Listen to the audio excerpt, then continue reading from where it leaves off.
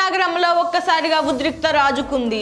వెలగమట్ల వినోబా నగర్ పరిధిలోని భూదాన్ భూముల్లో పేదలు నిర్మించుకున్న ఇళ్లను కూల్చివేసేందుకు ప్రభుత్వం భారీ ఆపరేషన్ చేపట్టింది. 4 జిల్లాల నుండి తరలి వచ్చిన వేల మంది పోలీసులు, రెవెన్యూ మరియు కార్పొరేషన్ల అధికారులు జాయింట్ యాక్షన్ మొదలు పెట్టారు. కలెక్టర్ కార్యాలయానికి కూతవేటు దూరంలోనే ఈ హైటెన్షన్ వాతావరణం నెలకొంది.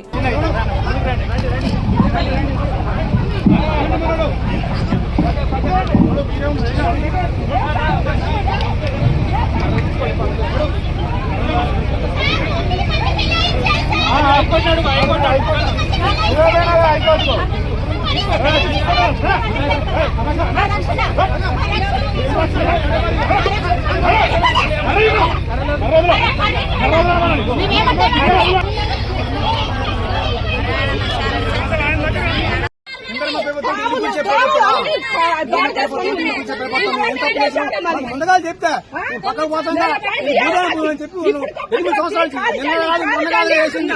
8 సంవత్సరాల నుంచి ఉంటాను మాట చెప్పి బాబు మీ కాదు చెప్తుంది. అసలు ఎవరు చెప్పు లేదా ఏం లేదా అటాటకు వచ్చి హైకోర్టు ఆర్డర్లు గౌరవించారా, ఏటి గౌరవించారా, ఏమి చేయరా? ఇది న్యాయమేనా?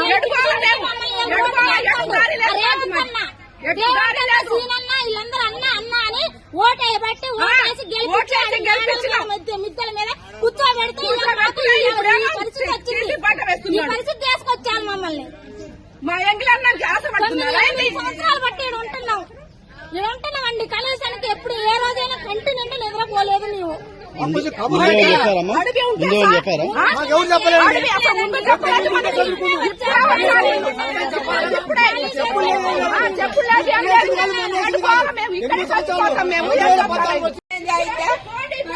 ఇప్పుడు కష్టపడి కట్టుకున్నాం. ట్యాంక్ కాడి నుంచి 2 గుట్టలు సన్న, ఇప్పుడు ఇది 3వ సారి మేము కట్టుకోవటం.